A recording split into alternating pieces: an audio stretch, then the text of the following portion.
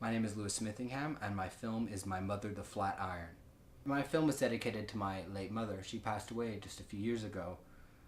She was a professional dancer, and when I was growing up, she used to always tell me about how much she loved the Flatiron. And when I finally moved to New York after she passed, I've grown to love it as well. So this film tries to join her memory with my present interaction with the Flatiron.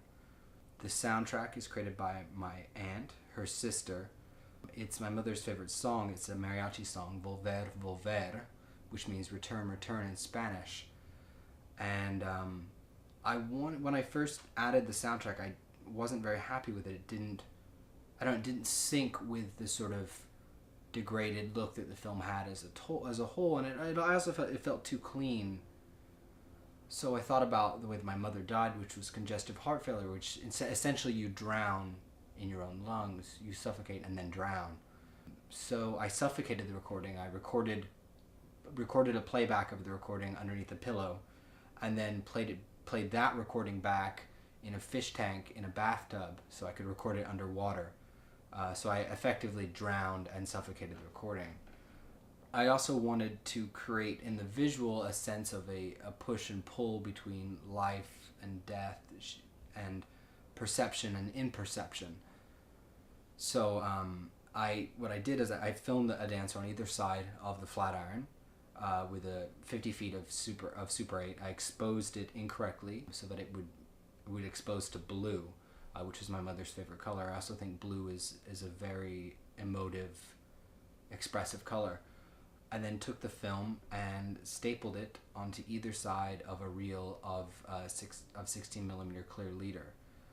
The staples then messed up the optical printer that I ran it through to print it out into a single strip. And what would happen is when the staples would catch, they would create this sort of drag, which is these blue streaks that you see, these smears and drags that blur the dancer beyond recognition. I really enjoy that visual, and I think it effectively illustrates what I'm trying to say, which is, you want to see the dancer dancing more, but you're never really able to. I myself tend to work more in film. I feel that film, because it's a physical object, and because what's happening is you're rendering images chemically rather than the numbers and zeros and ones. And when you zoom in on film, it's, you get grain, you don't get pixels. I feel that film is much more emotive, it's much more powerful, and it's strongly more representative. I mean, beyond the obvious aspects, beyond the obvious benefits of film, in that it does render visuals much cleaner. You have much more depth of field. You have significantly more leeway as far as exposure. It's beautiful. It's emotive. It's powerful. And sensual in the way it slips past the lens. Video, on the other hand, is a much more reasonable economic choice. It's cheaper. You can shoot for hours upon hours. I use it in documentary work a lot because you can just keep rolling for 12 hours a day and not have to worry about spending 12 hours worth of film, which would be very, very expensive.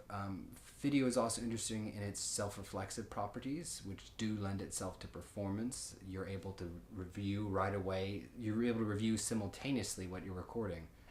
Video is also interesting in its populist connotations, in that people who were never able to tell their stories before are now able to tell them for a very affordable price.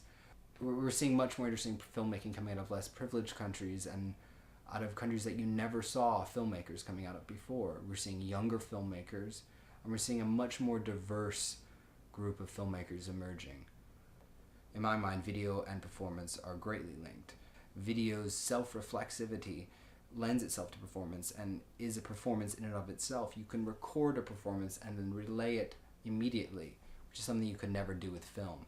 That said, I feel that particularly like in the case of my film has a performative value in and of itself. It's a physical object. Its motion past the lens and past the shutter of your projector is a performance. And the way it works through space is performative as well. In my film, I feel that film is a secondary dancer and is just as much a part of the performance as the dancer is.